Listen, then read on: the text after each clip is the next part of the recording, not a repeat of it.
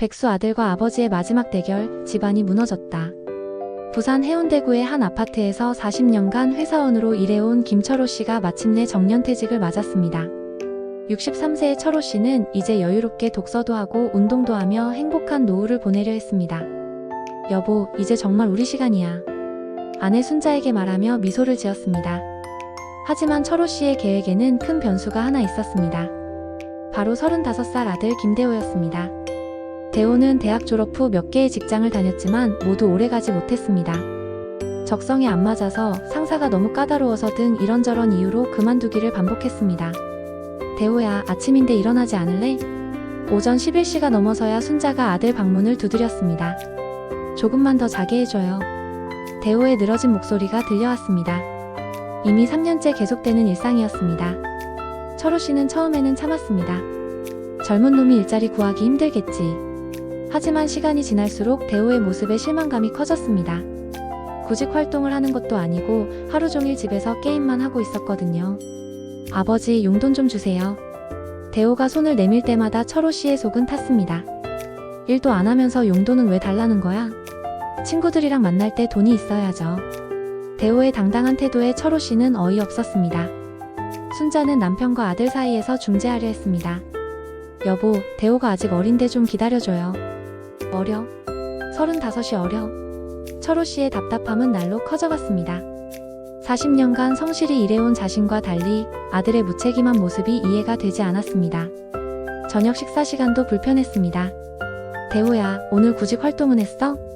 요즘 일자리가 없어요. 좀 더 알아봐야죠. 대호의 성의 없는 대답에 철호 씨는 젓가락을 내려놨습니다. 평생 열심히 일해 모은 퇴직금으로 백수 아들을 먹여 살려야 한다는 현실이 서러웠습니다. 시간이 지날수록 갈등은 심해졌습니다. 철호 씨가 아침에 운동을 갔다 오면 대호는 여전히 잠들어 있었고 저녁에도 컴퓨터 앞에 앉아 게임만 하고 있었습니다. 대호야, 좀 그만하고 구직 활동이나 해. 철호 씨의 목소리가 높아졌습니다. 아버지, 저도 스트레스 받아요. 게임이라도 해야 풀리죠. 대호의 말에 철호 씨는 화가 치밀었습니다. 스트레스? 일도 안 하면서 무슨 스트레스가 있어? 없는 일자리 찾으려고 얼마나 힘든지 몰라요. 주말에는 더 심했습니다.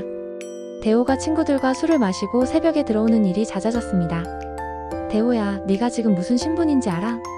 철호 씨가 따졌습니다. 친구들이랑 만나는 것도 못해요? 돈은 어디서 나서 친구들이랑 술을 마셔? 아버지가 주신 용돈으로. 대호의 대답에 철호 씨는 기가 막혔습니다. 내가 번 돈으로 놀러 다니면서 당당하기까지 해? 그럼 아예 안 주면 되잖아요. 대호의 버릇없는 말에 철호 씨는 혈압이 오르는 것 같았습니다. 순자는 매일 두 사람 사이에서 조율하느라 지쳐갔습니다. 여보, 너무 다그치지 마세요. 대호도 나름대로 고민이 있을 거예요. 고민? 3년째 집에서 놀고 먹는 게 고민이야? 철호 씨는 아내의 편들기도 이해할 수 없었습니다. 아들아, 아버지 말씀도 일리가 있어. 조금 더 적극적으로 구직 활동을 해보면 어떨까? 순자가 조심스럽게 말했습니다. 엄마도 아버지 편이에요? 대호가 삐진 목소리로 말했습니다. 그게 아니라 상황은 점점 악화되었습니다. 철호 씨는 대호를 볼 때마다 화가 났고 대호는 아버지의 잔소리가 싫어서 방에만 틀어박혀 있었습니다. 순자는 가족의 평화를 위해 노력했지만 두 남자의 고집센 성격 때문에 중재가 쉽지 않았습니다. 집안 분위기는 날로 냉랭해져만 갔습니다. 더 이상 참을 수 없었던 철호 씨가 마침내 폭발했습니다. 대호야, 이제부터 용돈도 안 주고 생활비도 네가 알아서 해. 어느 날 저녁 철호 씨가 단호하게 선언했습니다. 35까지 놀고 먹었으면 이제 그만해야지. 뭐라고요? 대호가 깜짝 놀라며 일어났습니다. 제가 언제까지 굶어 죽으라는 거예요? 일을 하면 굶어 죽지 않아. 편의점 알바라도 해. 철호 씨의 목소리가 점점 커졌습니다. 아버지가 절 내쫓으려는 거예요? 대호도 지지 않았습니다. 내쫓는 게 아니라 정신 차리라는 거야. 언제까지 부모 등골 빼먹고 살 거야? 철호 씨의 날선 말에 대호는 발끈했습니다. 등골을 빼먹어요? 그럼 저는 아버지 아들이 아니에요? 아들이니까 하는 말이지. 다른 집 자식 같으면 진작 쫓아냈어. 부자의 말싸움이 격해졌습니다. 순자가 말리려 했지만 이미 걷잡을 수 없는 상황이었습니다.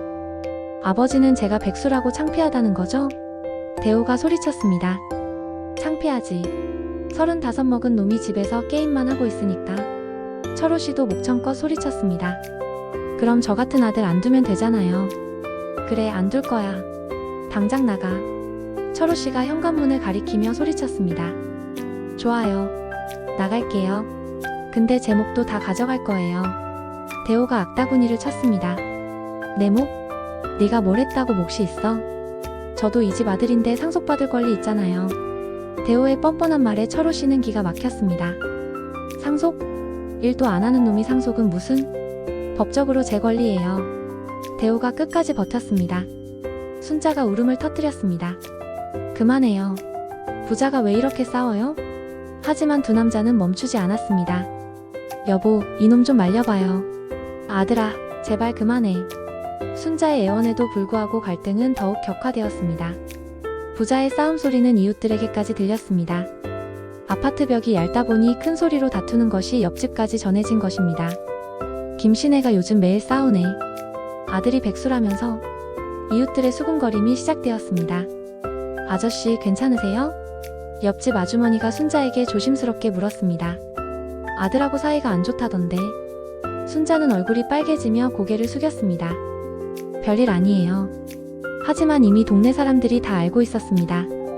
엘리베이터에서도 어색한 시선을 받았습니다. 김씨네 아들 나이가 어떻게 되지? 30 넘었는데 아직 집에 있대. 요즘 젊은 놈들이 다 그렇지 뭐. 철호 씨는 이런 시선들이 견디기 어려웠습니다. 아파트 상가에서 장을 볼 때도 마찬가지였습니다. 철호 씨, 아들 취업은 됐어요? 단골 마트 사장의 질문에 철호 씨는 말문이 막혔습니다. 아직 알아보고 있어요. 요즘 일자리가 없어서 힘들죠. 더 창피한 것은 과거 직장 동료들을 만날 때였습니다. 철호야, 은퇴 후 어때? 아들은 뭐해? 그냥 이것저것 알아보고 있어. 철호 씨는 거짓말을 할 수밖에 없었습니다.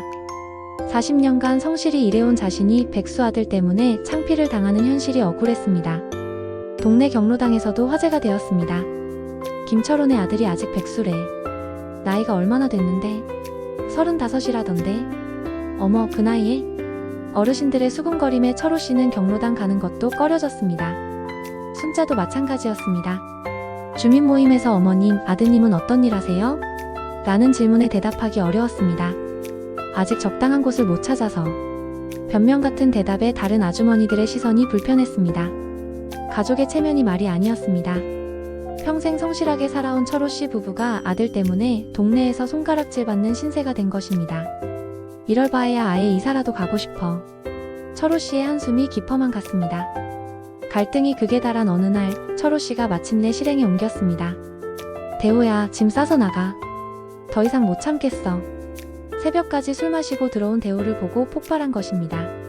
진짜 나가라는 거예요? 진짜야. 당장 나가. 철호 씨가 대호의 짐을 던지며 소리쳤습니다. 저한테 이럴 권리 있어요? 대호도 지지 않았습니다. 권리? 일도 안 하면서 무슨 권리야. 부자의 몸싸움이 벌어질 뻔했습니다. 그런데 대호가 뜻밖의 행동을 했습니다. 휴대폰을 꺼내 112에 신고한 것입니다. 신고합니다. 아버지가 저를 폭행해요. 철호 씨는 믿을 수 없었습니다. 야, 너 미쳤어? 집에서 쫓아내려고 폭력 쓰잖아요. 경찰이 출동했습니다. 무슨 일이세요? 경찰관이 상황을 파악하려 했습니다. 이 사람이 아들인데 집에서 나가라고 폭력을 써요. 대호가 거짓말을 했습니다. 폭력? 내가 언제 때렸어? 철호 씨가 억울해했습니다. 아버지가 저를 밀치고 때렸어요. 대호가 끝까지 거짓말을 했습니다. 경찰관은 난처했습니다. 아버님, 정말 아들분을 때리셨나요? 아니에요. 그냥 나가라고 소리만 쳤어요. 철호 씨가 해명했습니다. 순자가 울면서 나왔습니다. 경찰관님, 저희 가족 일인데 남편이 아들을 때린 게 아니에요. 그럼 어떤 상황인가요? 아들이 일을 안 해서 갈등이 있었는데. 순자가 사정을 설명했습니다. 어머니, 아버지가 저를 집에서 쫓아내려고 해요. 대호가 어머니 뒤에 숨으며 말했습니다. 정말 맞은 건 아니지? 경찰관이 확인했습니다. 안 맞았어요. 하지만 집에서 쫓아내려고. 대호가 계속 거짓말을 했습니다. 경찰관은 훈계했습니다. 아드님도 나이가 있으니까 독립할 생각을 해보시고 아버님도 너무 감정적으로 대하지 마세요.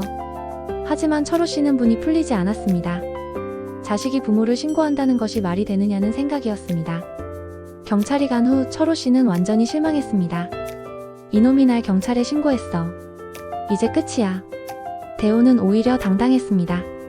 아버지가 먼저 저를 쫓아내려고 했잖아요. 부자 관계는 돌이킬 수 없는 강을 건넌 것 같았습니다. 경찰 출동 사건 이후 집안 분위기는 최악이 되었습니다. 철호 씨는 대호와 말도 하지 않았고 대호도 아버지를 완전히 무시했습니다. 그 사이에서 순자만 고통받았습니다. 어떻게 이런 일이? 순자는 매일 울음을 삼켰습니다. 여보, 너무 심하게 한 거 아니에요? 아들인데? 순자가 남편을 달래려 했습니다. 아들이 아버지를 경찰에 신고해? 철호 씨는 분노가 가라앉지 않았습니다. 그래도 우리 자식인데? 자식이 그런 짓을 하나? 순자는 대호에게도 말했습니다. 아들아, 아버지께 사과해. 경찰 부른 건 너무했어. 제가 뭘 잘못했어요? 아버지가 저를 쫓아내려고 했잖아요. 대호는 전혀 반성하지 않았습니다. 그래도 아버지인데? 아버지면 아들을 이해해줘야죠. 저도 힘들어요. 대호의 말에 순자는 한숨만 나왔습니다. 힘들면 일을 찾아봐야지. 일자리가 없다니까요. 대호는 여전히 핑계만 댔습니다. 순자는 40년간 가정을 위해 희생해왔습니다. 남편이 직장 다닐 때는 혼자 집안일과 육아를 책임졌고 대호가 대학 다닐 때는 과외비와 용돈을 대느라 고생했습니다. 내가 뭘 잘못했나? 자책하는 마음뿐이었습니다. 어느 날 순자가 쓰러졌습니다. 스트레스로 인한 과로였습니다. 어머니, 대호가 놀라 부축했습니다. 119 불러. 철호 씨도 당황했습니다. 병원으로 급히 이송된 순자는 스트레스성 위염과 불안장애라는 진단을 받았습니다. 간병인은 제가 할게요. 대호가 자원했습니다. 너는 집에 있어. 철호 씨가 말렸습니다. 제 어머니인데 제가 돌봐야죠. 이때만큼은 대호도 진심이었습니다. 평생 자신을 돌봐준 어머니가 자신들 때문에 쓰러진 것이 마음 아팠습니다. 병원에서 순자가 말했습니다. 나는 뭘 위해 살았나? 남편과 아들이 싸우는 걸 보니까 모든 게 허무해져. 눈물을 흘리는 어머니를 보며 대호는 처음으로 자신의 잘못을 느꼈습니다. 어머니 죄송해요. 철호 씨도 마음이 아팠습니다. 여보, 내가 너무 성급했나? 아니에요. 당신 잘못이 아니야. 다만 이렇게 가족이 갈라지니까 견딜 수가 없어서. 순자의 말에 철호 씨도 눈물이 났습니다. 어머니의 쓰러진 모습을 본 대호는 큰 충격을 받았습니다. 병원에서 간병하며 처음으로 자신의 삶을 돌아보게 되었습니다. 내가 정말 잘못 살았나? 3년간의 백수 생활이 부모님께 얼마나 큰 스트레스였는지 깨달았습니다. 어머니, 제가 정말 잘못했어요. 대호가 어머니 손을 잡으며 말했습니다. 괜찮다, 아들아. 엄마가 너무 약해서 그런 거야. 순자는 여전히 아들을 감쌌습니다. 아니에요. 제가 철없이 굴어서 어머니가 고생하신 거예요. 대호는 처음으로 진지하게 생각해봤습니다. 35인데 아직도 부모님 등골 빼먹고 있네. 병원에서 비슷한 나이의 간병인들을 보며 부끄러웠습니다. 저 사람들은 가족을 위해 일하는데 나는 뭐하고 있지? 아버지한테 사과드려야겠어요. 대호가 어머니에게 말했습니다. 정말? 순자의 얼굴이 밝아졌습니다. 네. 제가 너무 철없이 굴었어요. 경찰까지 부른 건 정말 잘못했고요. 대호의 진심 어린 반성에 순자는 눈물을 흘렸습니다.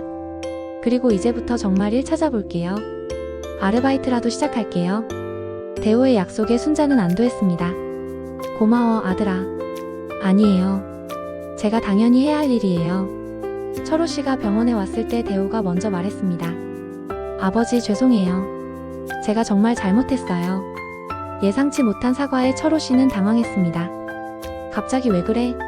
어머니가 저희 때문에 쓰러지신 걸 보니까 정신이 번쩍 났어요. 아버지 말씀이 다 맞았어요. 35가지 백수로 지낸 제가 잘못이에요. 대호의 진심 어린 반성에 철호 씨도 마음이 움직였습니다. 그래, 네가 깨달았다니 다행이다. 경찰 부른 것도 정말 죄송해요.